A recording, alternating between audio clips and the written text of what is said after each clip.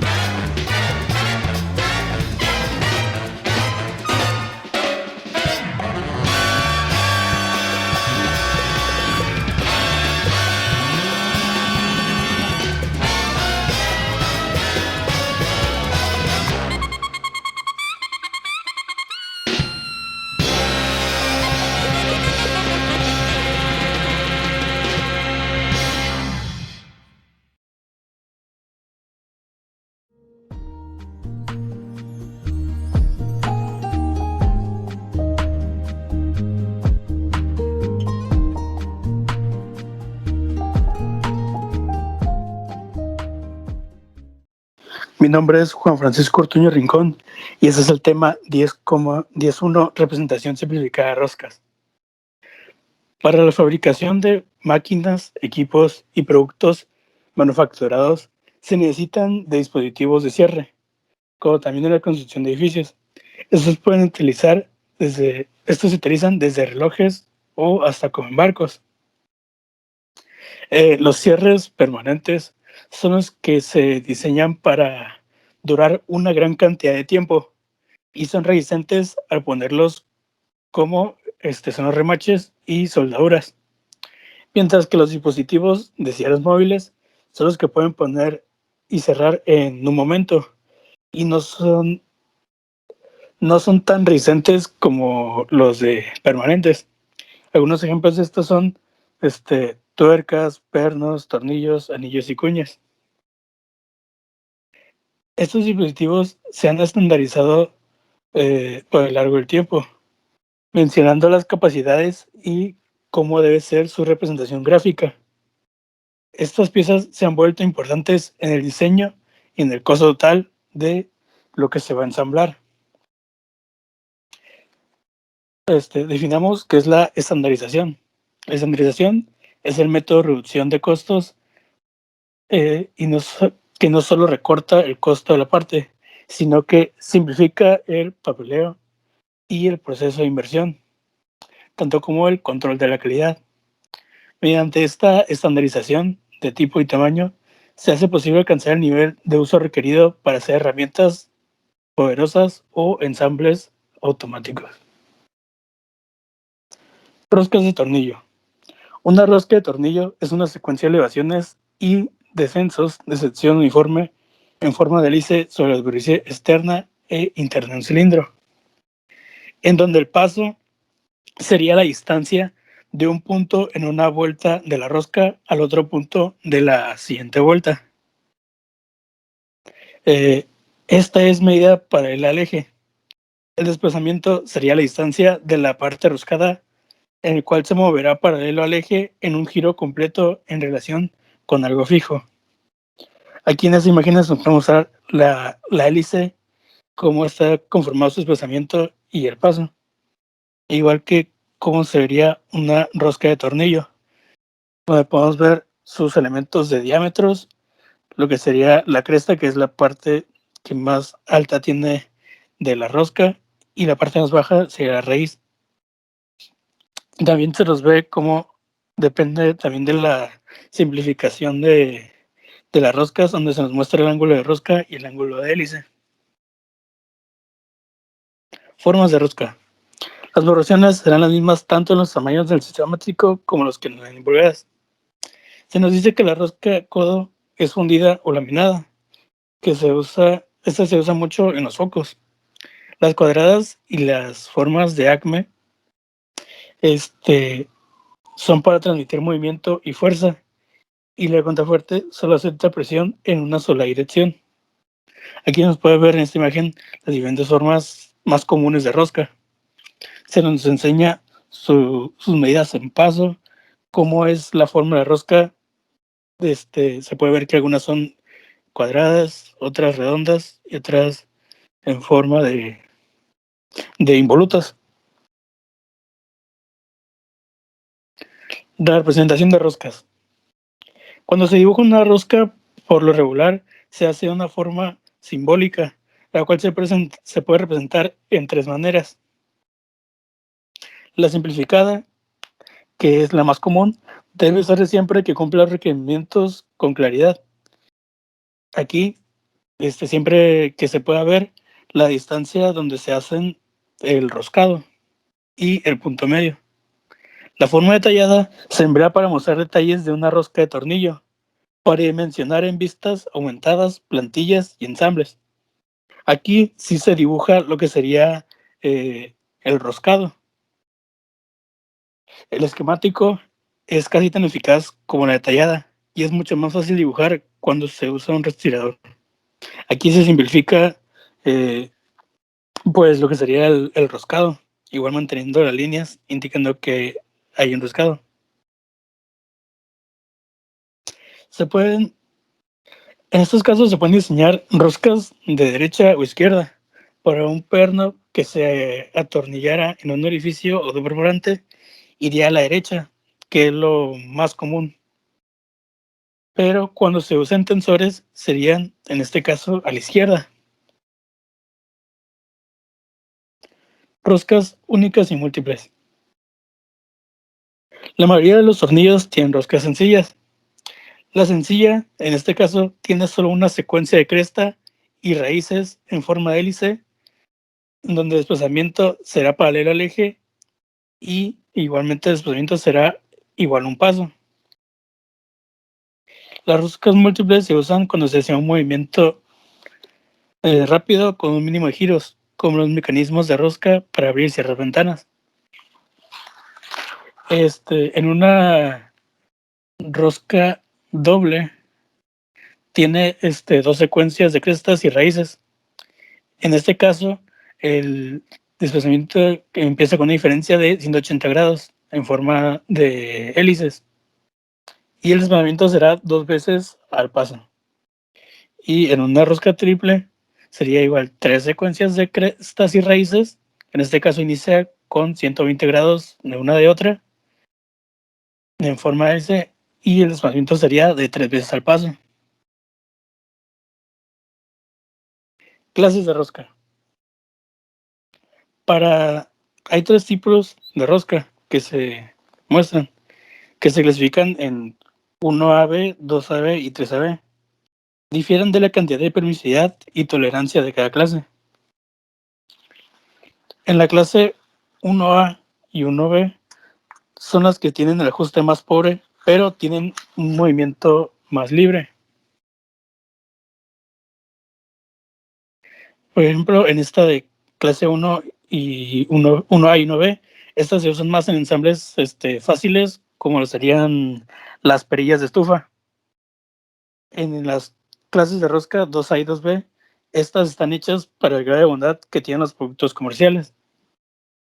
Este sería como tornillos para máquinas, mientras que en la clase 3A y 3B se usan en productos comerciales de grado excepcionalmente alto. Por ejemplo, en donde se ocupa un ajuste más estrecho, por lo que esto nos quiere decir que aumentará el costo de la maquinaria y especificaciones. Roscas métricas. La rosca métrica se llega a agrupar en combinaciones del paso alimentario que se distinguen una de otra por el paso aplicado de diámetros específicos. El paso sería la distancia entre los puntos de dientes adyacentes. Aquí ya podemos ver unas especificaciones de la rosca métrica que veremos más adelante, que esa nos dice los diámetros nominal y diámetro métrico. Igual se nos muestra la imagen que cómo se ha formado la nomenclatura ISO, que veremos un poco más adelante. Series de rosca. Las series de rosca se dividen en dos, en gruesa y fina, en donde la gruesa se usa en los trabajos generales de ingeniería y en aplicaciones comerciales, mientras que la rosca fina es para más un uso general, donde se desea una rosca más fina que las gruesas, ¿no? La rosca fina tiene la propiedad de que son más resistentes a la tensión, como a la torsión, y tiene menos probabilidad de aflojarse cuando se encuentre con vibraciones.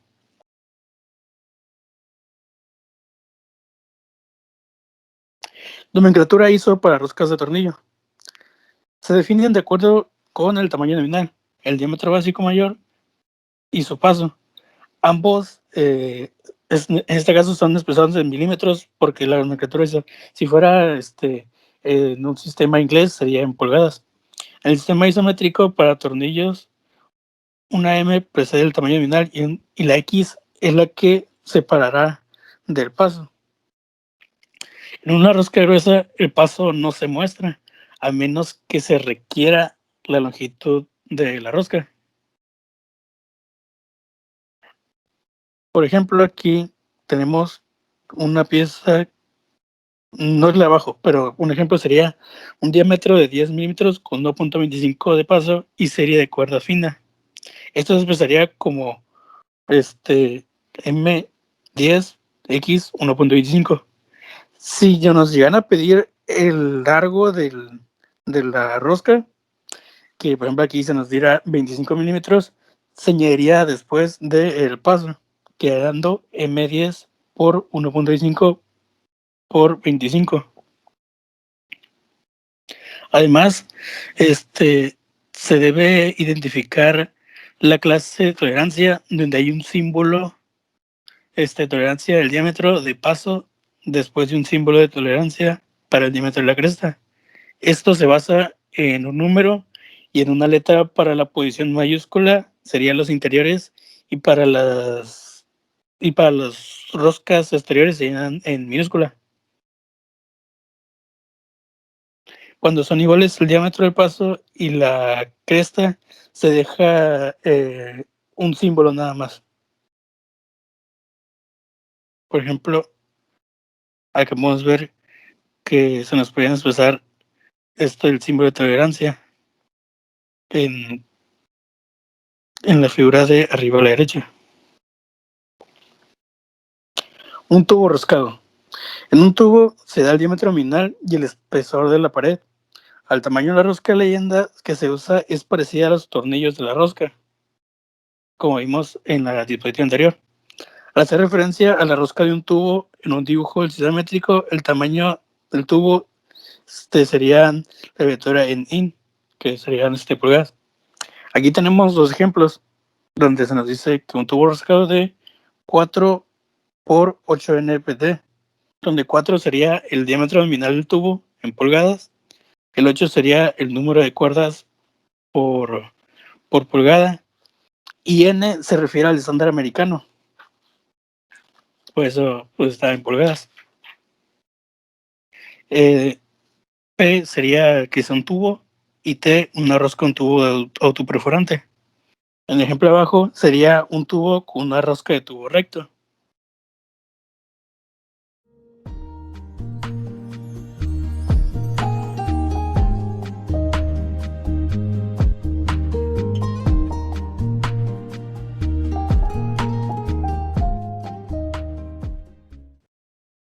Representación detallada y esquemática de roscas.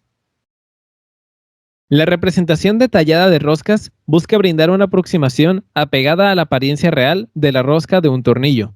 Por ejemplo, las formas de las roscas se simplifican por medio de mostrar las hélices como un conjunto de líneas rectas, mientras que las líneas rectas, crestas y raíces truncadas se representan en forma de V aguda. Estas simplificaciones se realizan cuando se requiere de una imagen realista de las roscas. Representación detallada de roscas en V. Cuando se busca representar de forma detallada las roscas con forma de V, se utiliza el perfil de una V aguda. A continuación, veremos la figura 10.2.1. Esta figura nos muestra el orden en que se dibujan las cuerdas de un tornillo. Este tipo de dibujos no suelen ser dibujados a escala. Por lo general, solo se utilizan medidas aproximadas. En el paso 1 se establece el paso P y el paso medio P/2. En el paso 2 se busca agregar las líneas de la cresta. Entonces lo que se realiza en este paso es la adición del perfil de una cuerda, el superior e inferior. También podemos encontrar el diámetro en la raíz. En el paso 3 se busca agregar las líneas de construcción del diámetro en la raíz. Entonces, lo que se realiza en este paso es la adición de un lado de los restantes perfiles de la rosca V, y después se dibuja el otro conjunto de perfiles de rosca V. Este último proceso da fin a la perfilación de la rosca. Finalmente, en el paso 4 se agregan las líneas de la raíz para brindar más detalle a las cuerdas de la figura. Representación detallada de roscas cuadradas. En la representación detallada de roscas cuadradas, la profundidad de las roscas cuadradas es igual a 1/2 del paso. Podemos ver que en la figura 10.2.2, inciso A, los espacios que están por fuera de la figura son iguales a P/2 a lo largo del diámetro. También se agregan líneas de construcción para localizar la profundidad de la rosca. En el inciso D se muestra la sección transversal cuadrada interna, en donde podemos observar la dirección inversa de las líneas de cresta y de raíz. Representación detallada de roscas ACME. En la representación detallada de roscas ACME, la profundidad de la rosca ACME es de la mitad del paso. Esto podemos apreciarlo con mayor facilidad en la figura 10.2.2 desde el inciso E al G. En la parte E se ilustran las etapas del dibujo de las roscas tipo ACME. Para fines de dibujo, se localiza el diámetro del paso en el punto medio de la distancia entre el diámetro exterior y el diámetro raíz. El diámetro del paso se encuentra sobre la línea de paso, en la cual se sitúan los espacios de la mitad del paso y las líneas raíz para finalizar la vista. En el inciso F se ilustra la construcción aumentada, mientras que en el inciso G se pueden apreciar las vistas seccionales de una rosca ACME. A la hora de realizar estos diseños, se toma como opcional la ilustración de las líneas de raíz y cresta, más allá del plano de corte. Ensambles roscados. A la hora de trabajar con ensambles roscados, por lo general se desea contar con dibujos detallados de un ensamble roscado, por ejemplo, en ilustraciones de presentación o de catálogos. En este tipo de dibujos también se omiten las líneas ocultas porque no aumentan la claridad del dibujo. Esto podemos apreciarlo en la figura 10.2.3. A la hora de realizar este tipo de dibujos, se suele utilizar un solo tipo de representación de roscas. Sin embargo, si es necesario, se emplearán los 3 tipos de representaciones de roscas a la vez. Representación esquemática de roscas. A la hora de trabajar con la representación esquemática de roscas, las líneas punteadas, símbolo de la raíz y cresta de las roscas, son por lo general perpendiculares al eje de estas. El espaciamiento entre las líneas de raíz y cresta y la longitud de las líneas de raíz son dibujados a cualquier tamaño que convenga. Esto lo podemos apreciar con más detalle en la figura 10.2.4. Como dato extra, se menciona en el libro que la línea de raíz antes era representada con una línea gruesa.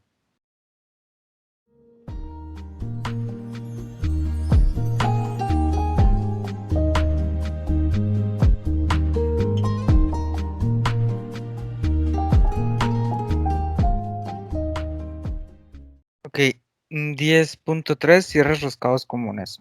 Mi nombre es Mauricio Antonio Arrieta Caballero. Tenemos la selección de cierres, primero que nada, para obtener un máximo de eficiencia en las tornillerías y máquinas, pues primero necesitamos conocer las propiedades de los materiales, ¿no? Entonces, dado a un diseñador, debemos conocer si las fuerzas que soportará el tornillo serán de tensión o de fuerza cortante, y si el ensamblaje estará sujeto a impactos o vibraciones. Eso es muy importante. Luego, una vez que estos factores se hayan determinado, nos será posible seleccionar el tamaño, la resistencia, la forma de la cabeza y el tipo de rosca del tornillo. Estos son factores muy importantes aquí. Como se ve, tenemos del tipo de cabeza redonda y cabeza plana, y luego vamos a estar explicando qué son. Ok, las definiciones de los cierres. Tenemos distintos tipos de cierres, por ejemplo, tornillos de máquina o de maquinaria, aquí los presentamos. De sombrero, como están aquí, cautivos autoperforantes, pernos y estoperoles. Los pernos tienen un uso distinto, ya que se ensamblan con tuerca, como se puede ver aquí, y la cabeza, en lugar de ser como los tornillos, la entrada, lo que sería eh, la forma, es del tipo que aceptaría ser girado por una llave. Es hexagonal o del tipo que sea. Luego tenemos las configuraciones de cierres. Tenemos los tipos de configuraciones de cabeza dependiendo del equipo de introducción que se usará. Ok, es decir, el destornillador, la matraca o el tipo de equipo que vamos a usar para cerrado, ¿no? Del tipo de carga para unir el ensamble y la apariencia externa que se desee, también, ¿por qué no? Si la apariencia que se desea es que se vea todo plano, pues usamos un tornillo plano si es que cumple con las características. Luego tenemos, en este caso, los tipos hexagonales y cuadrados, que son los más comunes, los de cacerola, de cubierta oval, plana, filete, racimo y de 12 puntos. Como se dan cuenta, aquí están hexagonal, cuadrado, de cubierta, y vamos dándonos cuenta de las diferencias. En caso de hexagonal, pues vamos aislados, cuadrado 4, plano, con rondana, por ejemplo, de cubierta o de abanico con esta figura característica, oval y todo esto, ¿no? Luego tenemos las configuraciones de agarre, hombros y cuellos.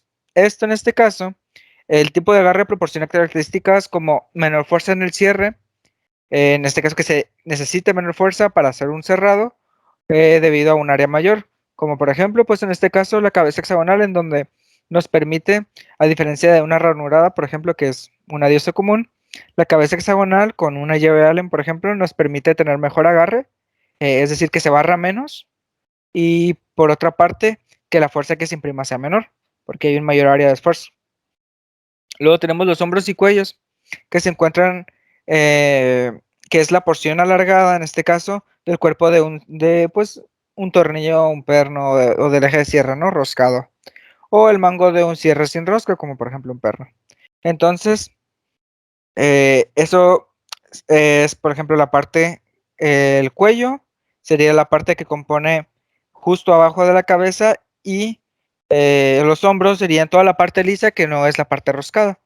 Toda la parte que se encuentra lisa, en este caso esta zona de aquí sería el cuello y esta la parte de los hombros, ¿no? Y luego las clases de propiedades de los cierres. La resistencia de los cierres de uso habitual para la mayoría de los trabajos está determinada por el tamaño del cierre y el material del que está hecho. ¿Ok? Entonces, donde se enlistan los requerimientos mecánicos de los cierres dimensionados en pulgadas y sus patrones de identificación. Entonces, como aquí podemos ver en esta tabla, tenemos la designación de la cabeza, los grados 0, 1 y 2, 3, 4, 5, 6, 7 y 8, y la resistencia mínima a la tensión en KSI, ¿no? O en KIPS, en este caso. Por ejemplo, en 0 no hay requerimientos. En el grado 1 y 2, pues 55, 69, 64, 55 puede variar. Y así, ¿no? En el grado 3 y todo esto. Luego tenemos el primer ejemplo, que nos habla respecto a el dimensionamiento, en este caso por patrón isométrico. ¿Ok? En donde, por ejemplo, nos dice una clase de propiedades de un cierre que es 4.8, tiene una resistencia mínima a la tensión de 420 pascales y una resistencia mínima a la fluencia de 340 pascales. Ok, vamos a ubicar esto en la tabla. Tenemos 4.8, que es la clase de propiedad, 4.8. Aquí tenemos el diámetro nominal, que puede ser de 1.6 a 16, y luego tenemos resistencia mínima a la tensión en megapascales, 420, 340. Para la resistencia mínima a la fluencia. Entonces, eso es correcto. Luego nos dice el 1% de 420 es 4.2, ok. Entonces, el primer dígito de 4.2 es 4. Y la resistencia mínima a la fluencia, que es de 340 megapascales, es igual al 80% de la resistencia mínima a la tensión de 420. Es decir, 340 equivale al 80% de 420. La resistencia mínima a la fluencia equivale al 80% de la resistencia mínima a la tensión. Por lo tanto, decimos que un décimo del 80% de lo que equivalga la fluencia, en este caso 80%, es 8. Por lo tanto, el último dígito de la clase de propiedad es 8. Por lo tanto, teníamos que si el primer dígito era 4, 4 y el último dígito es 8, por eso la clase es igual a 4, 8. Esto deriva de la resistencia, de la relación entre la resistencia mínima a la tensión y la resistencia mínima a la fluencia. Luego tenemos el ejemplo 2, una clase de propiedades de un cierre que es 10.9, ¿ok? De una resistencia mínima a la tensión de 1040 megapascales y una resistencia mínima de fluencia de 940. Entonces, hacemos lo mismo. Primero lo ubicamos en la tabla para ver. 10, 9, ok, aquí está. 1040 y 940. Luego nos dice, el 1% de 1040 es 10.4. Los primeros dos dígitos, o los dígitos más significativos, son los dígitos 10, ¿no? La mínima resistencia a la fluencia es de 940 megapascales y es igual aproximadamente al 90% de la resistencia de 1040, es decir, 940 equivale más o menos al 90% de 1040, ¿no? Y por lo tanto, un décimo, bueno, en este caso, un décimo de 90,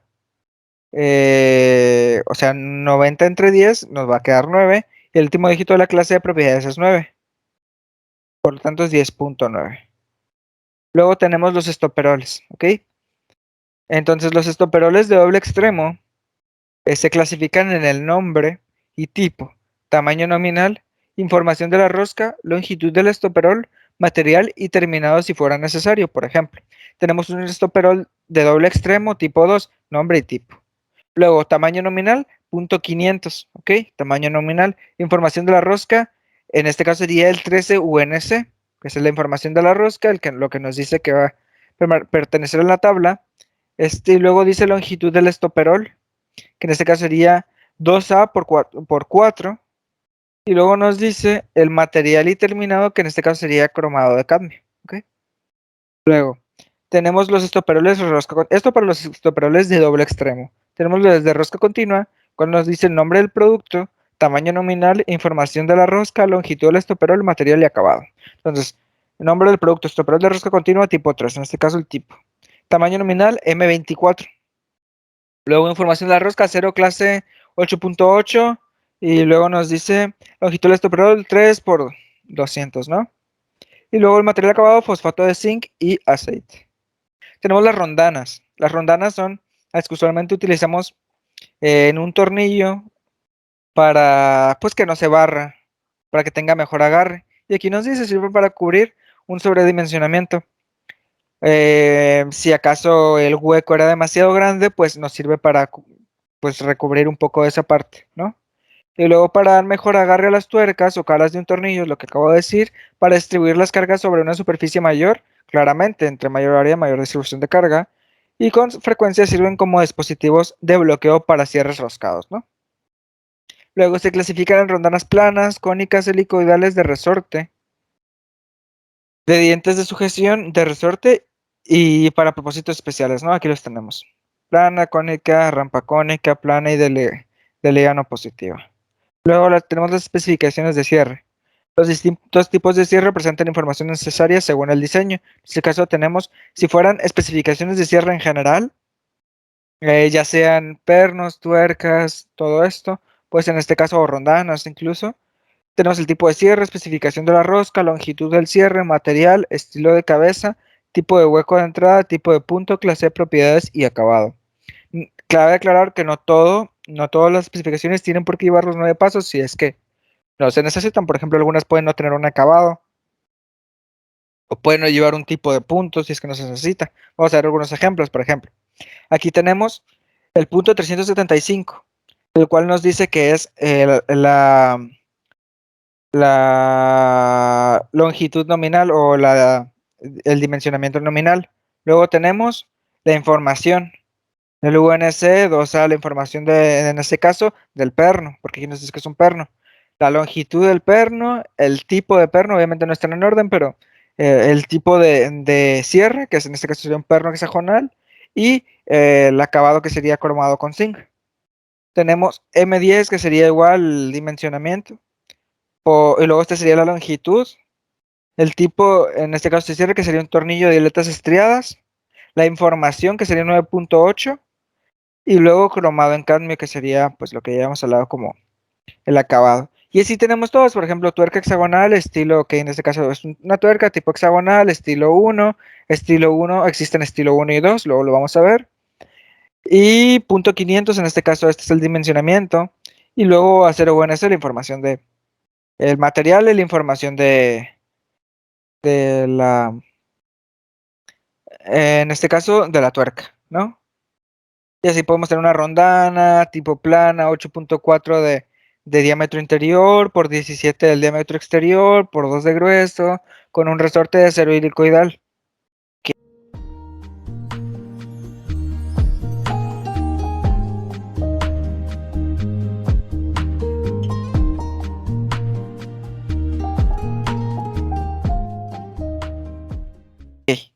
Ahora tenemos el 10.4 cierres especiales.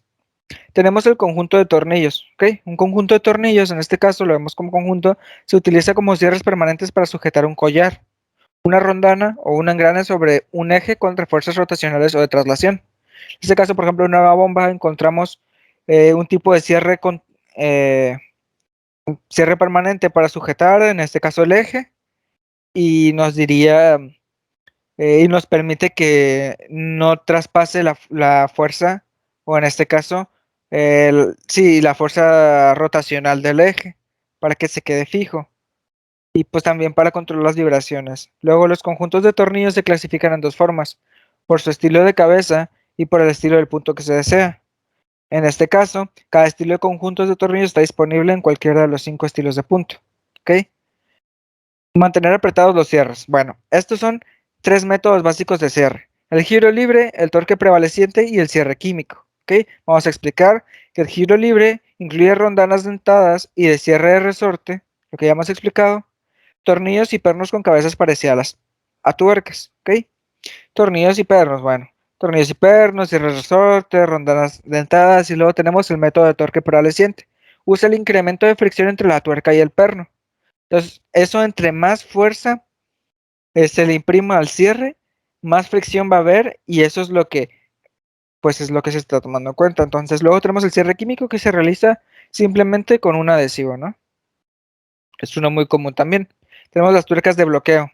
Tienen medios internos especiales para sujetar un cierre roscado que impide la rotación, manteniendo la característica adicional de bloqueo, ¿no? Es decir, es lo mismo, es un cierre roscado que impide la rotación, pero mantiene una característica adicional de bloqueo. Y se clasifican 3: torque prevaleciente, giro libre y otros tipos, ¿no? Ok. Luego, torque de bloqueo, torques de bloqueo de torque prevaleciente, por ejemplo. Giran unas cuantas vueltas, ok, tú las giras, y luego deben ser forzadas a ocupar una posición final, es decir, en este punto se van a quedar, y se clasifican según principios de diseño básico, ¿ok? Las tuercas deben o resisten el aflojamiento, resisten la rotación, obviamente si resisten el aflojamiento y la rotación, le proporcionan agarre adicional de fricción sobre el perno, ¿ok?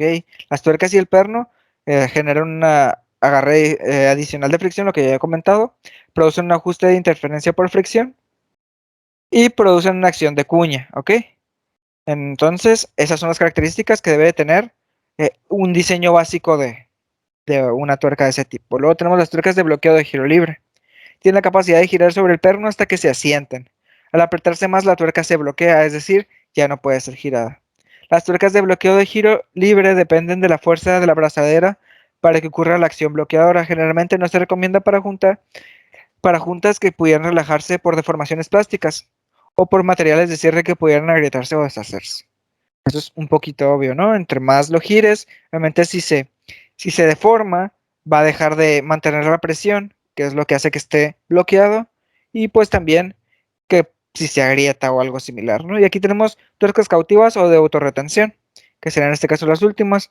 Las tuercas cautivas o de autorretención, como se ve en la figura, que proporcionan un cierre permanente. ¿De cómo? Bueno, si se dan cuenta, tenemos en este caso este tornillo, una tuerca o un perno, una tuerca, y dice aquí de roscas múltiples para usarse en materiales delgados. Estos regularmente son materiales delgados para que tenga mejor agarre. Son especialmente buenas en lugares ciegos y normalmente se pueden colocar sin dañar los acabados. Eso es algo muy bueno, porque a veces cuando se enrosca o se cierra permanentemente algo, cuando se vuelve a abrir, se lleva con todo y la pintura a las roscas o ese tipo de situaciones. Luego, los métodos de colocación de estos tipos de tuercas varían y las herramientas necesarias para su ensamblaje generalmente no son complicadas ni caras. Eso pues tiene algún sentido. Luego tenemos cierres selladoras, ¿no? Los cierres selladores mantienen juntas a dos o más partes, pero también pueden desempeñar otras funciones. Una función auxiliar importante es el sellado de fugas de gases y líquidos. Eso es normal. A veces necesitamos un cierre que no desempeñe la misma función como la de juntar, sino una función auxiliar que es importante el sellado de fugas. Esto en bombas, por ejemplo, para que no traslamine el agua. Eso sería el final de la presentación de la sección 10.3 y 10.4.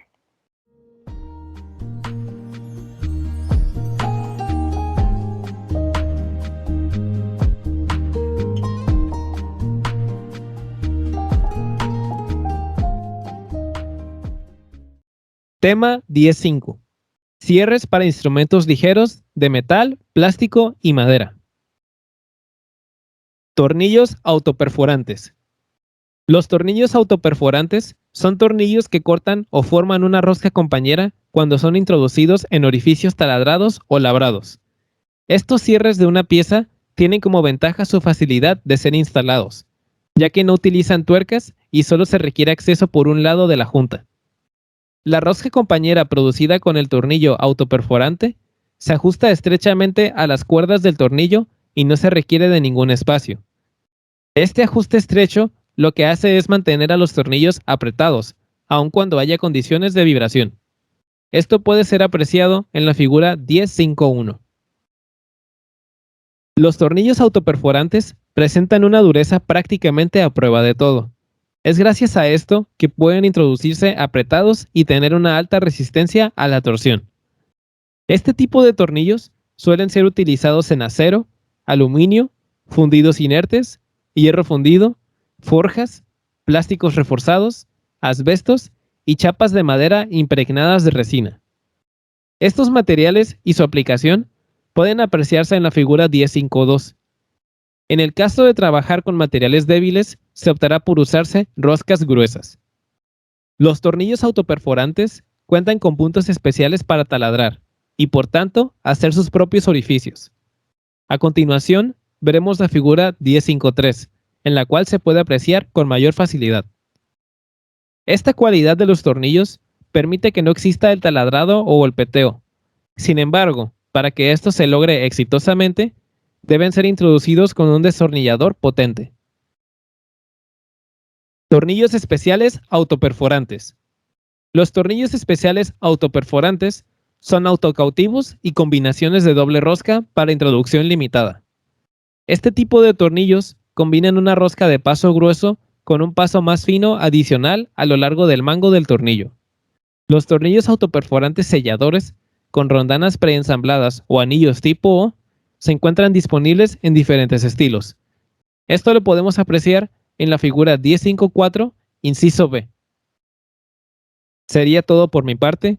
Muchas gracias.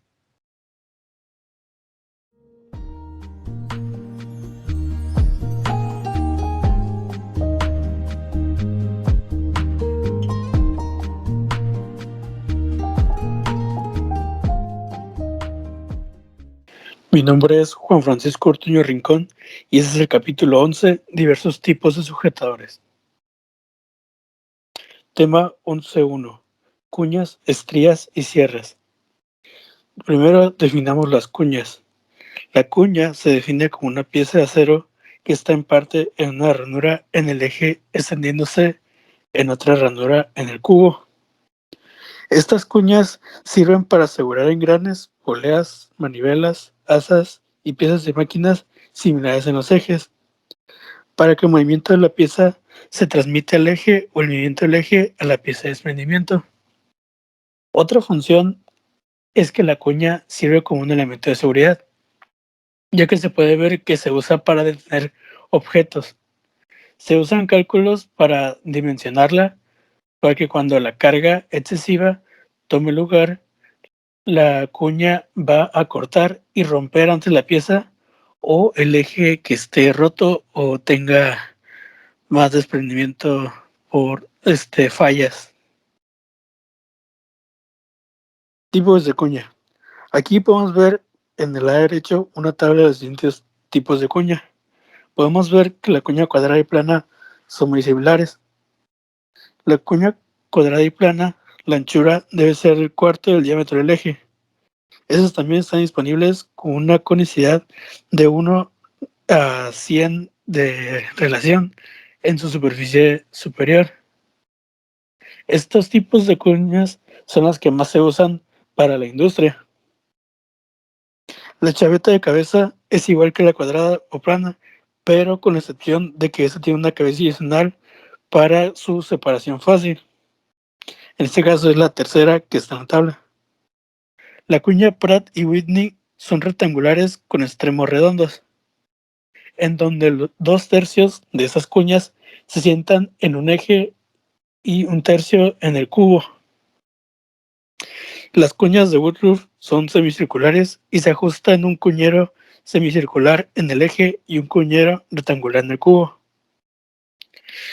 En esta cuña de Woodruff, la anchura sería más o menos 1/4 del diámetro del eje, y el diámetro se debe acercar al diámetro del eje, y la mitad de la anchura va sobre el eje y en el cubo. Dimensionamientos de asientos de cuñero. Primero debemos ver qué es un asiento de cuñero. Un asiento de cuñero es la ranura en el eje, y estos son dimensionados por la anchura, profundidad, localización y longitud. Esta profundidad se dimensionó del lado opuesto del eje o el barreno. Cuando se tiene un asiento de cuñero cónico, la profundidad de estos asientos será la profundidad h entre 2 menos una tolerancia. Esta es la profundidad en el extremo grande del asiento de cuñero cónico y se indica con LE. Aquí en esta imagen podemos ver el seguimiento de los asientos de cuñero, que si en algunos sujetadores, estos llevan este tipo de asientos de cuñeros. Por ejemplo, la cuña impulsora o el ajuste de nacimiento con cuña, en donde se puede ver que hay en el lado derecho un pedazo de rectángulo cortado, es donde sería el asiento del cuñero. Aquí, si se necesita, los radios de filetes deben ser dibujados. En el caso de la cuña de Woodruff, si se requiere detallar un asiento de cuñero, aquí se establece el orden de anchura, profundidad y radio de cortador. Esto se da si las fresas normales para la cuña tienen el mismo número apropiado. Estrías y entalladuras. Un eje estriado es un eje que tiene ranuras múltiples o asientos de cuñero. Eso se encuentra cortado alrededor de circunferencia por una porción de longitud. Como vemos en la imagen de abajo, tiene ranuras múltiples que están cortadas alrededor de su circunferencia. Esto es parecido a un engrane corredizo que se puede hacer con ranuras interiores. Estos tienen la capacidad de transportar cargas más pesadas que las cuñas, permiten el movimiento lateral de una pieza manteniendo una rotación positiva, permitiendo sujetar la pieza adjunta o cambiar a otra posición angular. Estas estrías tienen dientes del lado recto o del lado curvo. Esta sería una estría involuta, pero eso lo veremos más adelante en los tipos de estrías. Tipos de estrías. Las estrías involutas son parecidas en forma a los dientes de engrane involuto, con unos ángulos de presión de 30, 37.5 o 45 grados. Por aquí a la derecha tenemos los tipos de estrías involutas, los cuales se caracterizan en ajuste lateral, en donde el contacto está en los lados, y el de diámetro mayor, donde el contacto se origina en la parte superior. Las estrías de lados rectos, CAE, son las más populares. Se usa en la industria automotriz y mecánica. En esta estría se puede variar el número de estrías como el ajuste y el aislamiento. Como vemos en la imagen de abajo, pueden variar de 4, 6 estrellas o hasta 10 estrellas. Las entalladuras son poco profundas. Las estrellas involutas con ángulos de presión de 45 grados se utilizan para sostener piezas como las perillas de plástico en los ejes de acero. Datos de dibujos. Siempre es importante mencionar las especificaciones de las estrellas y entalladuras. Se menciona la distancia L, que no incluye el corte de rondeo, como se menciona, se puede ver aquí. La leyenda muestra el símbolo que indica cada tipo de estrella, seguido el tipo de estrella. Por ejemplo, aquí este símbolo hace referencia a una estrella involuta, como antes vimos en los tipos de estrellas. Y este hace referencia a una estrella de lado recto, seguido por el tipo de ajuste, el diámetro de paso, el número de dientes y el paso para las estrellas involutas, como se muestra aquí. Número de paso, número de dientes y el paso. En el caso de las estrellas de lados rectos, se ve el número de dientes del lado recto. En este caso, aquí se nos puede ver que nos menciona que tienen 6 dientes. También se nos hacen otras especificaciones como el diámetro de paso o el diámetro menor de los dos tipos de estrellas.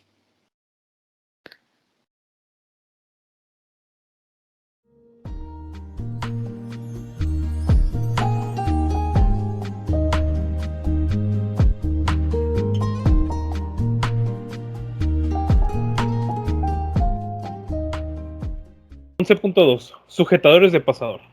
Los sujetadores de pasador son un método económico y efectivo de ensamble cuando la carga es principalmente en cortante. Pueden ser separados en dos grupos, semipermanentes y de desacople rápido. Pasadores semipermanentes. El sujetador de pasador semipermanente requiere aplicación de presión o la ayuda de herramientas para instalación o remoción. Los dos tipos básicos son los pasadores de máquina y pasadores radiales de seguridad. Las siguientes reglas de diseño general se aplican a todos los tipos de pasadores semipermanentes. Evite condiciones en que la dirección de vibración es paralela al eje del pasador. Mantenga el plano del esfuerzo cortante del pasador una distancia mínima de un diámetro del extremo del pasador.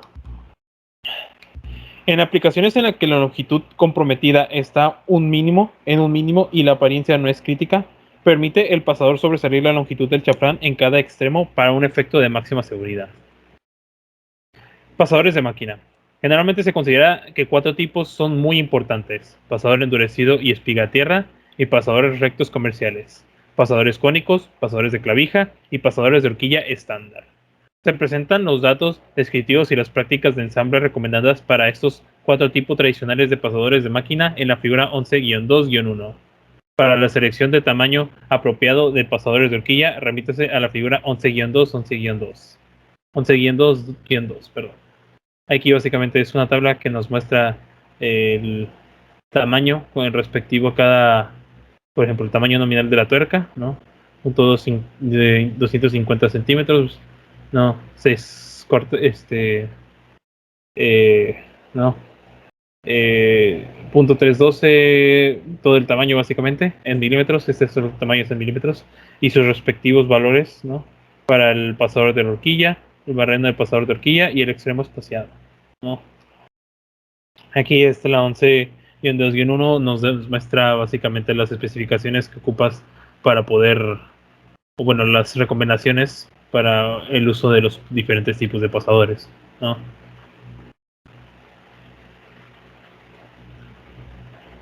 Pasadores radiales de seguridad. Dos formas básicas de pasadores son empleados: sólidos con superficies ranuradas y los de resorte hueco, que pueden ser tuercas o espiral enrollado, ¿no? Pasadores rectos estriados. La acción de seguridad del pasador estriado son proporcionados paralelamente por ranuras longitudinales uniformemente espaciadas alrededor de la superficie del pasador. Rodado o presionado en la acción del pasador sólido, las ranuras extienden el diámetro del pasador efectivo. Cuando el pasador se conduce en un barreno taladrado que corresponde en tamaño al diámetro nominal del pasador, la deformación elástica de los bordes de la ranura aumentada produce un ajuste forzado seguro con el barreno de la pared. En la figura 11-2-3 se muestran 6 de las construcciones de pasadores estriados que se han estandarizado. Para las aplicaciones de pasadores estriados típicos y selección del tamaño, remítase a las figuras 11-2-4 y 11-2-5. Es la figura 11-2-3, perdón, sí. Y básicamente muestra los diferentes tipos de pasadores rectos estriados, ¿no? Aquí las diferentes formas que tienen. Y estos son los pasadores con resorte hueco, ¿no? Básicamente. No. Estos son resortes, ¿no? Dado al material que están hechos, se permite regresar a su estado original, ¿no? Pasadores de resorte hueco. La resistencia de las paredes del cilindro hueco bajo fuerzas de compresión radiales es el principio de espiral enrollado y del pasador de tuerca tubular. Figura 11-2-3. Ambas formas de pasadores se hacen para controlar grandes diámetros de los barrenos en que son presionados. Comprimidos cuando se conducen en el barreno, los pasadores ejercen la presión de resorte contra el barreno de la pared a lo largo de su longitud entera comprometida para desarrollar la acción de seguridad. Los pasadores de tuerca tubular estándar se diseñan en varios tamaños para que puedan usarse interiormente entre sí. En semejantes combinaciones, el esfuerzo cortante de los pasadores individuales es aditivo. Para las aplicaciones de pasadores de resorte, remítase a la figura 11-2-6. No, estos son básicamente, esta es la figura y estos son los usos de los pasadores, ¿no? De espiral, ¿no? O de resorte hueco, ¿no? Polea de manipulación para eje, pasador de horquilla, para prevenir rotación de eje, bisagra de metal ligero calibrado, manivela T, aplicación de espiga, pasador de tope y usado como un espaciador, ¿no? Básicamente. Ahora pasamos con pasadores de desacople rápido. Los pasadores de desacople rápido comercialmente disponibles varían ampliamente en los estilos de la cabeza, los tipos de mecanismo de seguridad y liberación y rango de longitud de los pasadores 11-2-7, ¿no? Para la figura, vaya. Los pasadores de desacople rápido pueden ser divididos en dos tipos básicos: pasadores de tirón y de seguridad positiva perdón. Los pasadores de seguridad positiva pueden ser divididos adicionalmente en tres categorías: pasadores de horquilla para servicio pesado, pasadores de acción simple y pasadores de doble acción. Los pasadores de tirón. Estos pasadores son hechos con un sólido o un vástago hueco conteniendo un ensamble de distensión en forma de un asa de seguridad, botón o bola apoyada por algún tipo de núcleo elástico, enchufe o resorte.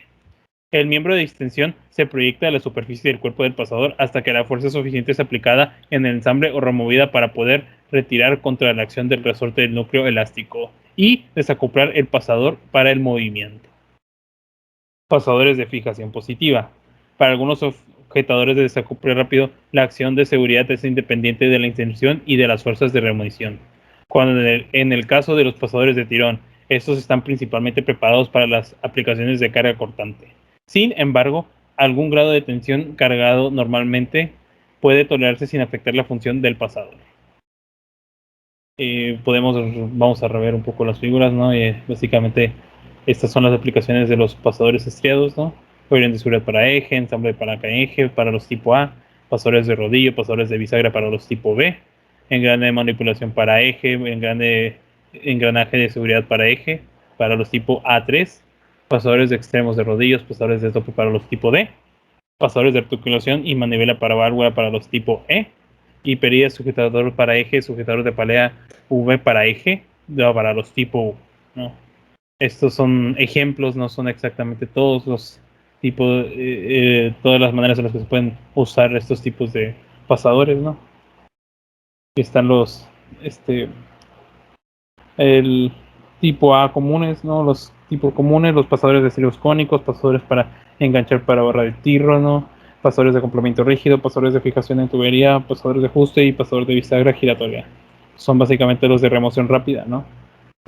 Las que, pues, básicamente son los pasadores de tirón, con los que puedes rápidamente quitarlos, ¿no? Dado tienen a esta bola, que es básicamente una seguridad, y este otro extremo que sirve básicamente para quitar, ¿no?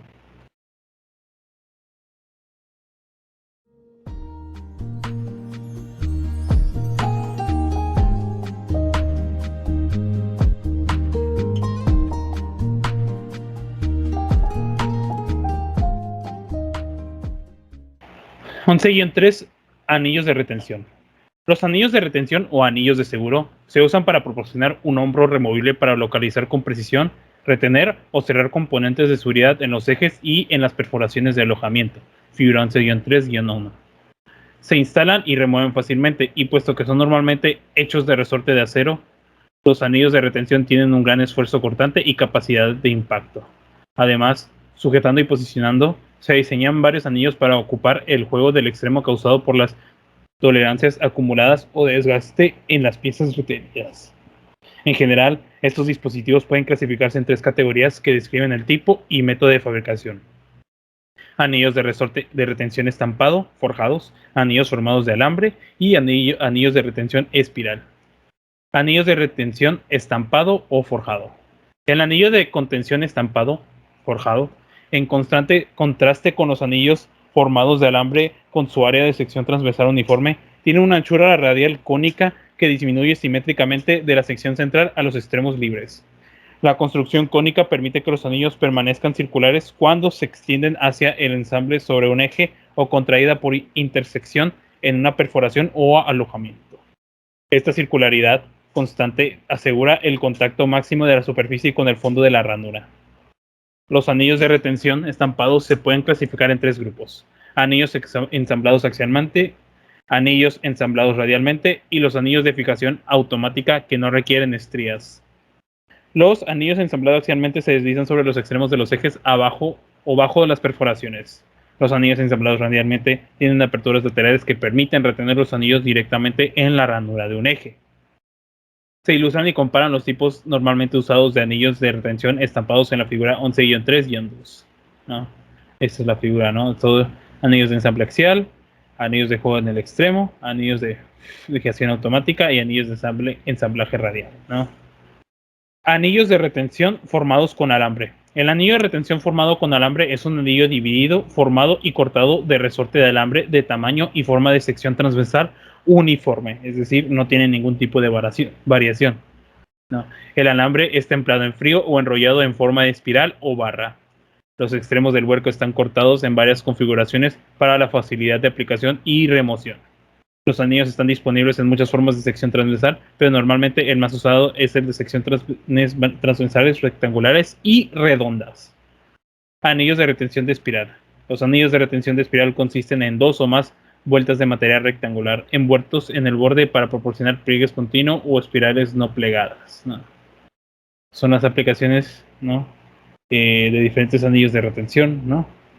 Aquí casi en el mismo eje es donde está este tipo de anillo de retención. No sirven para hacer separaciones, no pequeñas separaciones, ¿no? Aquí están los diferentes tipos de anillos, ¿no?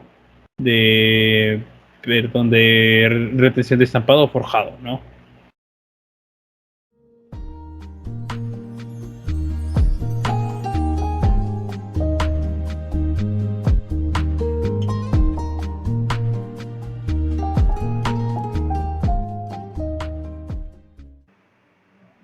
Resortes. En este tema veremos los resortes. Como tal, qué tipo de resortes existen, usos y sus grupos y cómo se dibujan. La palabra resorte describe a un operador de característica elástica que puede conservar y liberar energía sin experimentar deformaciones permanentes cuando la fuerza ejercida sobre él termina. ¿Qué quiere decir? Que nosotros podemos ejercer una fuerza opuesta en sus extremos y el resorte no tendría que tender a deformarse, tendría que volver a su forma original.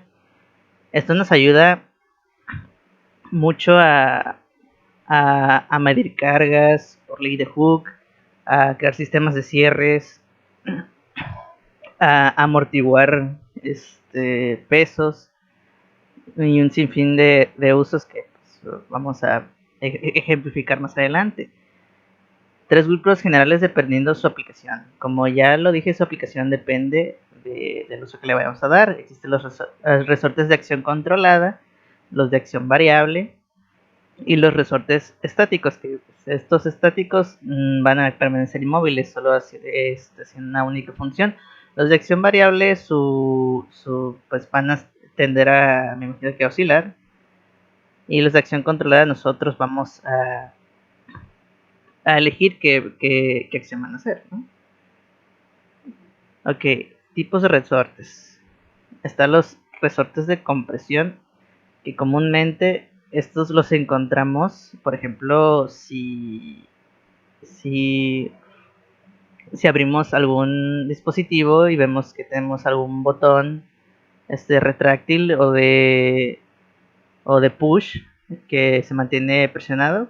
Por ejemplo, ahí encontramos nuestros resortes de compresión, que ejerce una fuerza hacia arriba para que el botón deje de ser presionado o que no se mantenga estático presionado, ¿no? Están los resortes de espiral comunes, los que comúnmente conocemos, los que también sirven para amortiguar, ¿no? También se utilizan mucho por ejemplo, en los amortiguadores de los autos que no son hidráulicos. Los amortiguadores hidráulicos se utilizan mucho de resorte. También están los de punta cónica, que estos, de igual manera ya lo mencioné, se utilizan más que nada para botones o para los productos que ocupen de pilas. Son los resortes más comunes que existen, ¿no? Resortes de extensión. Estos resortes son los que comúnmente vemos en las básculas, ¿no? Que nos ayudan mediante el eje de Hooke y la gravedad a medir el peso de algún objeto, ¿no? Se basa en que tenemos un soporte y la presión ejercida o el peso ejercido va a dar una fuerza contraria hacia el soporte, ¿no? Donde lo estamos enganchando. El uso más común que se me ocurren de estos es en las básculas y en sistemas de cierre. Resorte de torsión. Estos resortes comúnmente los encontramos en los anchos de la ropa. Que estos ejercen una fuerza que se abre al intentar cerrarlos. Estos comúnmente los utilizamos en pinzas, en cierres. Igual hay cierres que mediante un resorte de torsión sellan alguna parte que tiene que ser sellada, algún mecanismo que tiene que ser sellado. Mediante estos resortes pues se logra eso.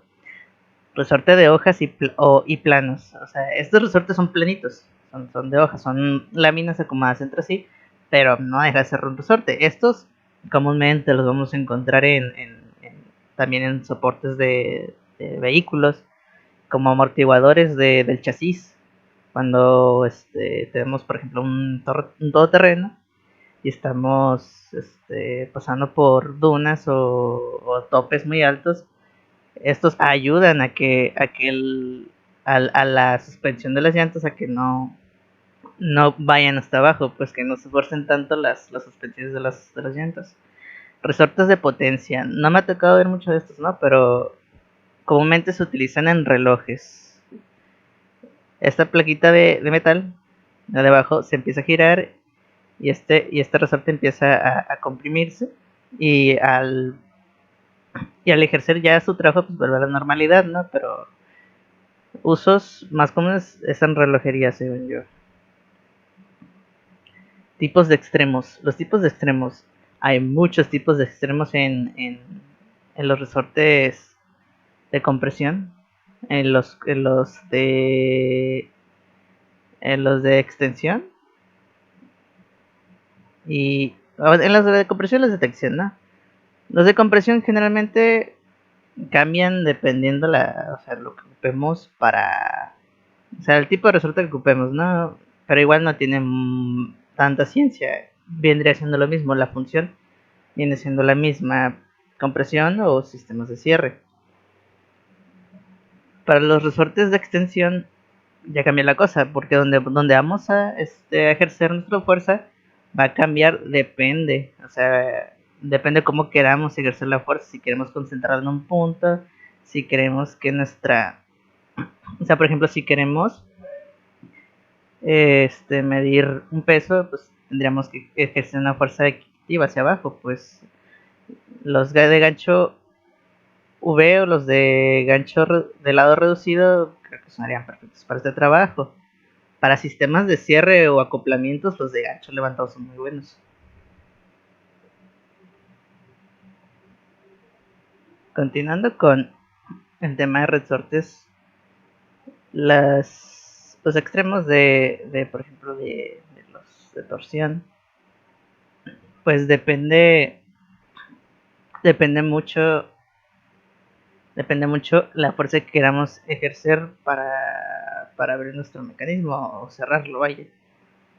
Realmente aquí tampoco tiene mucha ciencia. Entre más vueltas, o depende del material o la rigidez, tendremos que hacer más esfuerzo para lograr un efecto contrario al que estamos ejerciendo, ¿no? Ahora hablemos de los espirales y extremos. Los espirales, una espiral es el comienzo de una vuelta hacia donde comienza la otra vuelta. Por ejemplo, tenemos un giro entero de aquí de 360 grados, esa es una espiral.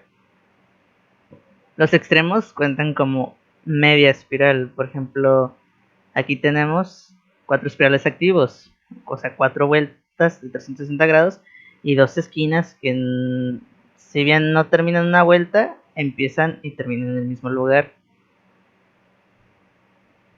Y aquí en la primera figura tenemos su longitud. Y una espiral sería un paso, ¿no? Un paso, el empiezo de una vuelta sobre su eje y terminando en el mismo comienzo de una vuelta entera. Y aquí tenemos el diámetro exterior del resorte y el tamaño de material sería el tamaño del alambrito o del material que estamos viendo. Pues, por ejemplo, si tenemos un alambrito de metal, pues este es el tamaño de ese alambre, pues que va a tener su mismo diámetro. Bueno, va a tener su diámetro y su grosor, ¿no? El diámetro interior del resorte es el que está por dentro de las espirales y el exterior es hasta donde está hasta donde termina el diámetro del material también. Ahora, dibujos de resortes. Primero, para dibujar un resorte tenemos que dibujar los extremos planos o extremos planos rectificados. Primero empezando dibujando los extremos para no perdernos. Después dibujaremos los pasos que tengamos y haciendo zigzags con nuestro diámetro de nuestro material. Y después estableceremos una longitud entre el número de espirales, obedeciendo nuestro diámetro, pues, o sea, nuestro diámetro nos pasaremos pintando un círculo a un lado y obedeciendo el diámetro de ese círculo pintaremos los signos de nuestros espirales para respetar el diámetro exterior. Ya que dimensionamos nuestro resorte, pues procedemos a dar los detalles. Y con esto finaliza el tema de resortes.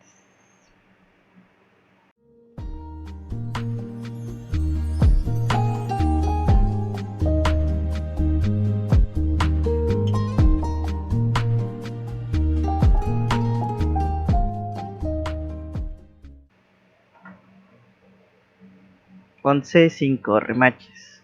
Un remache es un pasador de metal dúctil que se inserta a través de los barrenos en 2 o más piezas, teniendo los extremos formados encima para sostener piezas firmemente. Bueno, como la definición resumida de remache nos dice, es un pasador, que el pasador es la pieza hueca que se inserta a través de lo que queremos barrenar. El barreno es pieza de metal o lo que vamos a introducir para hacer un cierre y acomodar las dos piezas o dos superficies que queremos sellar o hacer que queden firmemente. Aquí vemos que el paso con el barreno se conforma por un diámetro de cabeza de botón alto, achatada, corona avellanada, que estos son, las avellanadas son pasos que son fresados y luego son barrenados, y luego cabeza, coronilla avellanada.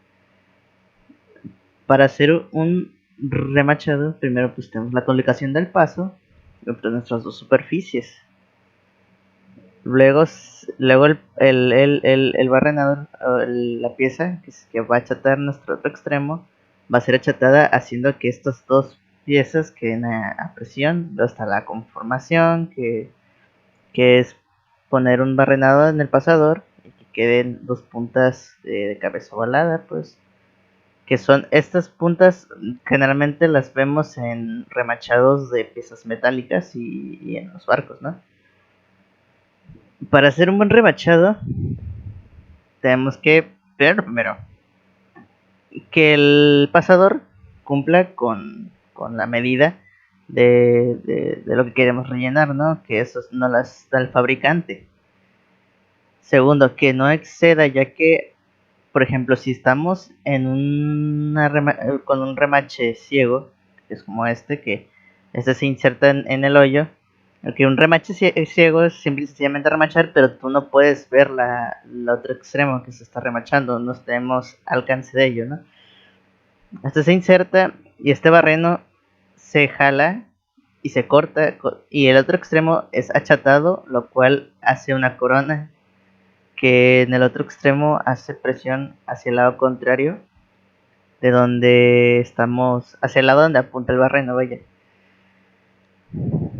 Pero como aquí, por ejemplo, si nos pasamos un poco y supongamos que es un remachado que no es ciego, ¿no? Un remachado normal. Si nos pasamos al intentar achatar, puede que quede feo, puede que la otra punta no ejerza presión sobre las dos superficies y nuestro remachado quede muy, muy feo. Otra es que, por ejemplo, también el remache no sea lo suficiente, por ende no hay un mejor agarre, que las superficies de espacio de barreno no estén perfectamente alineadas, va a causar juego. Todo tiene que dar lo más recto posible y con las medidas exactas lo mejor posible para que un remachado que quede bien, pues.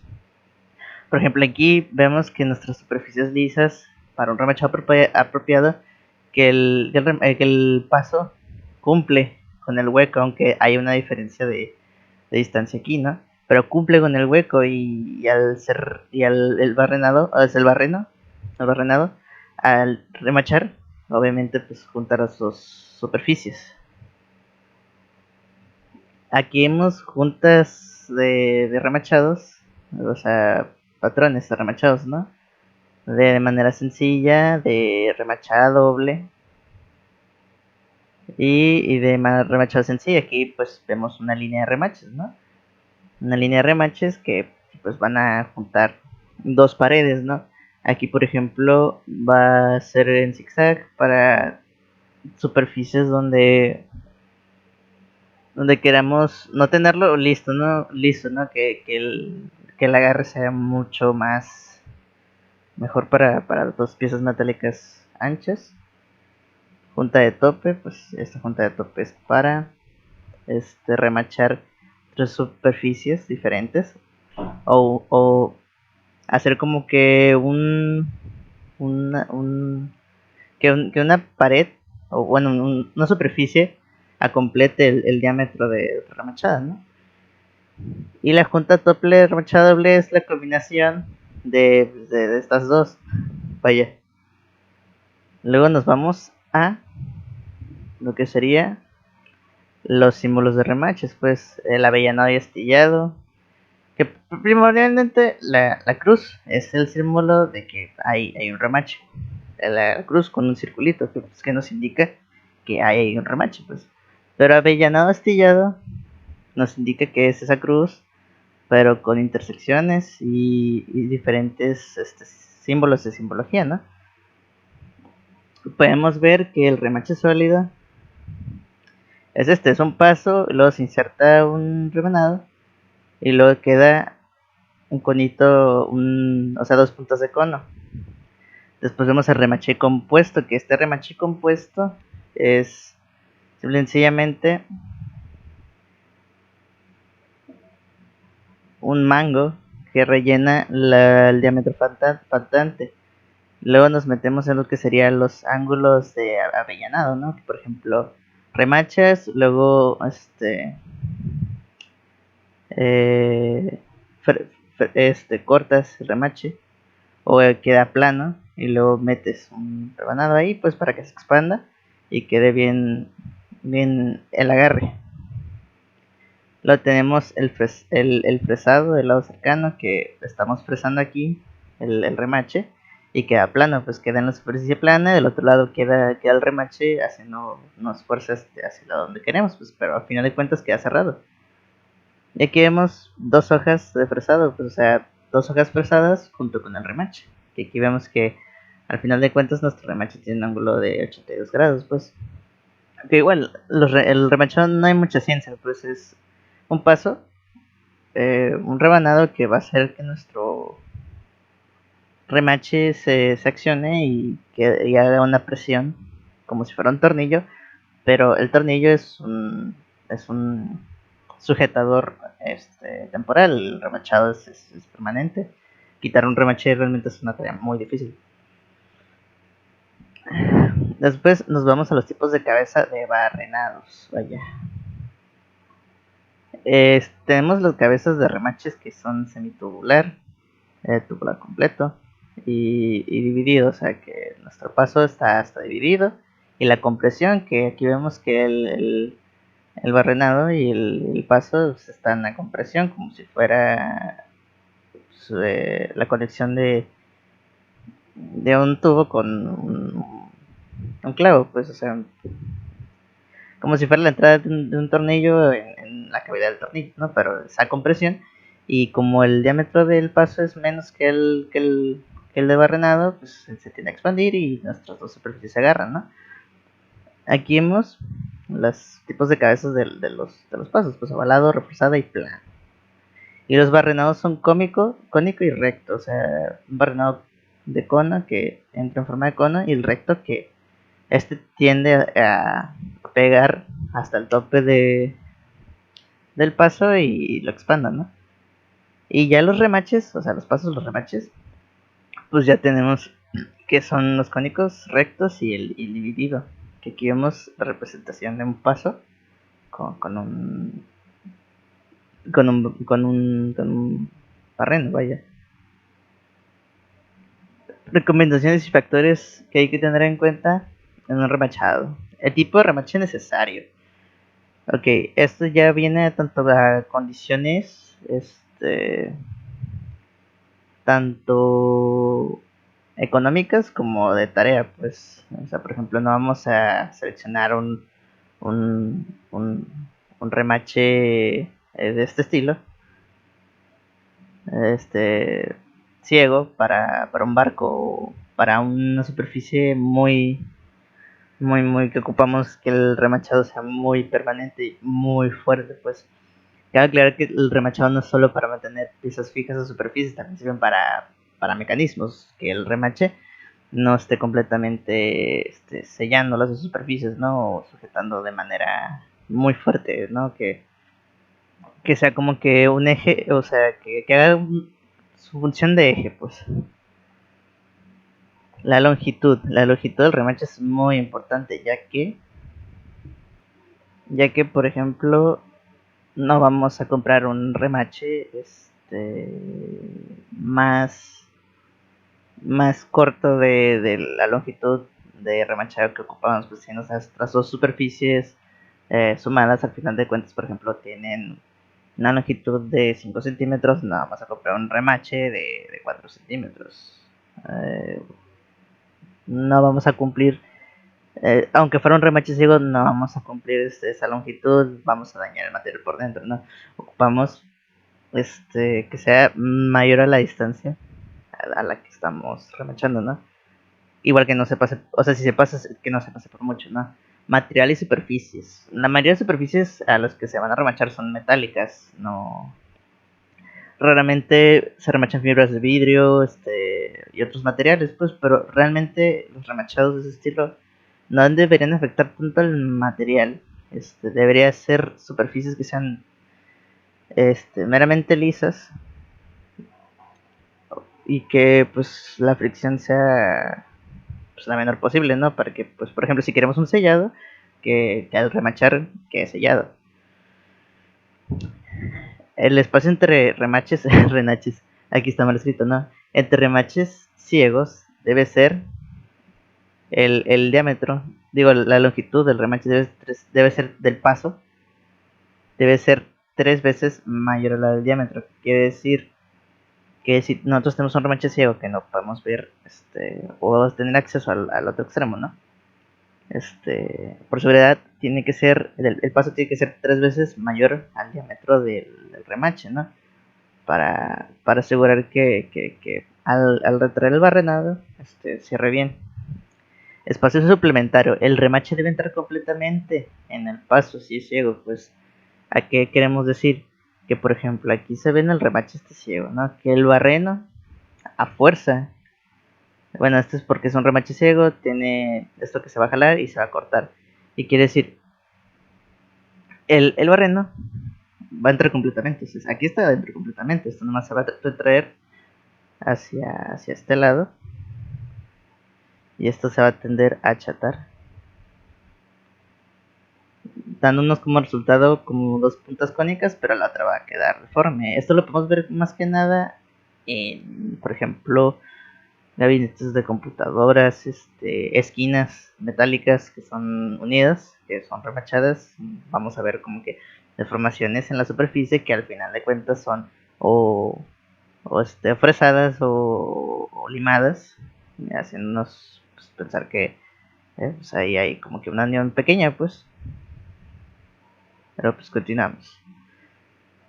La distancia de los bordes. Hay que tener en cuenta la distancia de los bordes, ya que si por ejemplo tenemos un remache muy largo, muy largo, porque por ejemplo podría ser aquí en esa...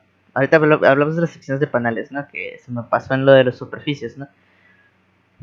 Por ejemplo, si tenemos un remache muy largo y estamos remachando, sí, puede que nuestras dos superficies estén pues unidas, ¿no? Pero, por ejemplo, ¿qué pasa si hay algo en medio?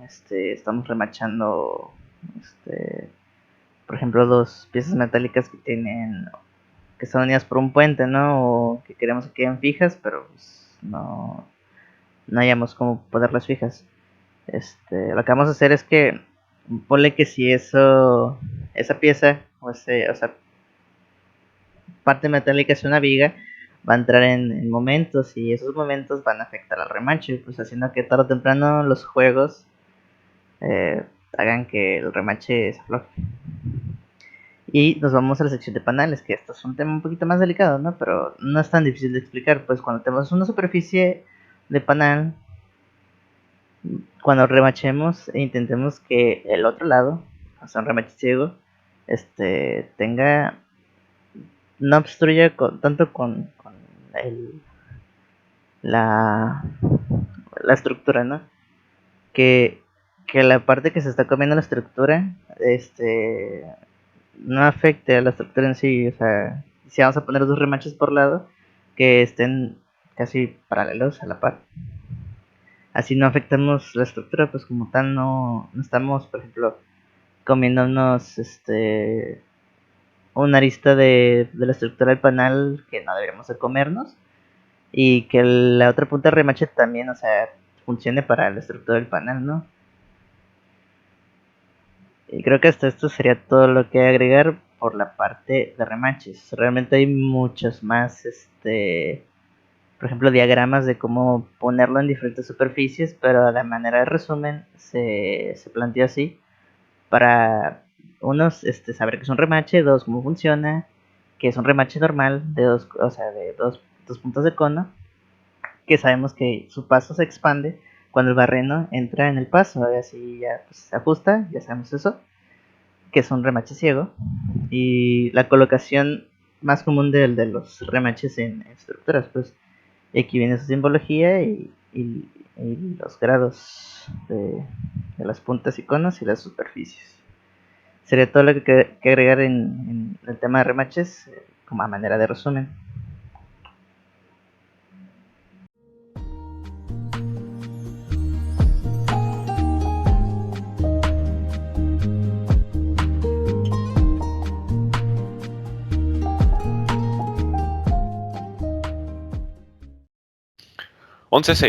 Sujetadores soldados.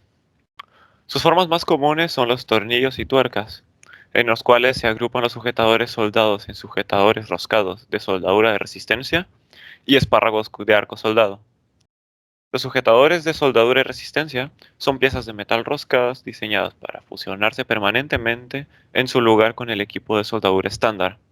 Sus dos métodos para sujetar estos sujetadores son la soldadura de proyección y la soldadura de punto.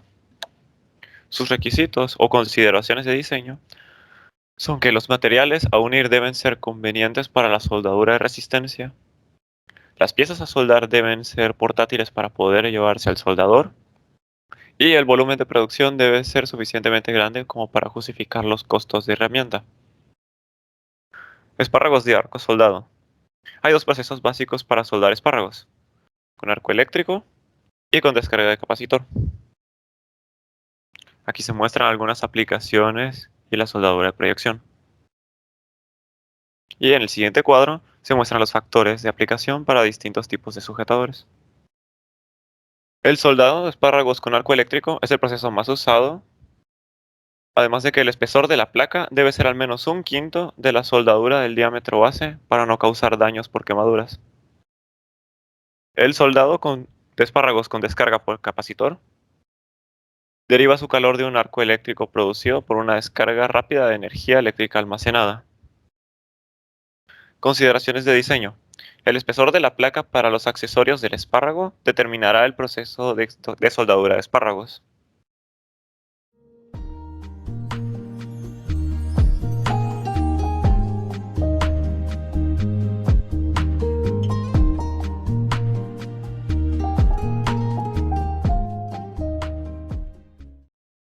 Sujetadores adhesivos.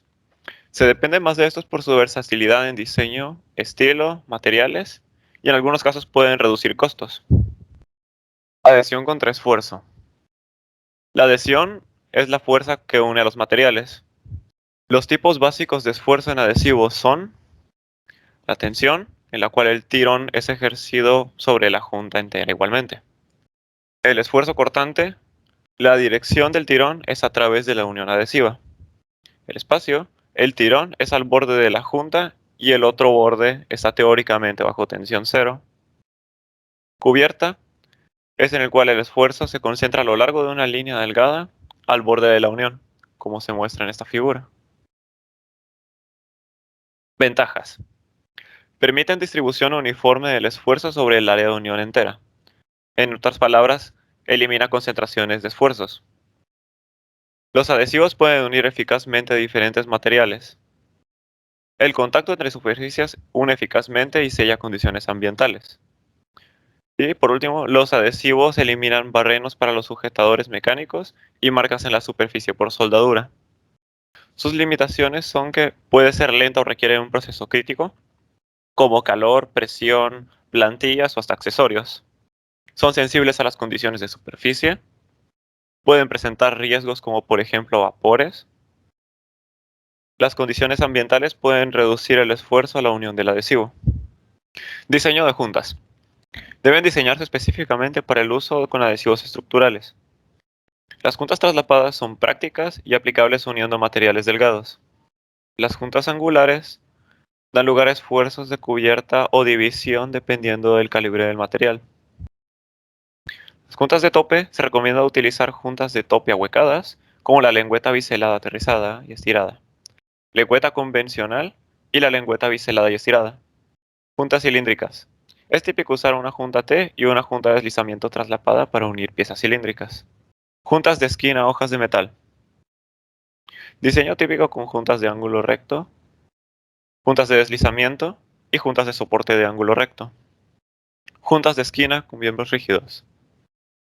Las juntas de esquina pueden ser uniones adhesivas. Las juntas de extremo traslapado son el tipo más simple, aunque se requiere maquinado. Las juntas de espiga son excelentes, pero también requieren maquinado. Y las juntas de inglete es mejor si ambos miembros son extrusiones vacías. Por último, las juntas de refuerzo. Si se tiene una reflexión y vibración en hojas delgadas de metal, se puede minimizar con uniones adhesivas reforzadas.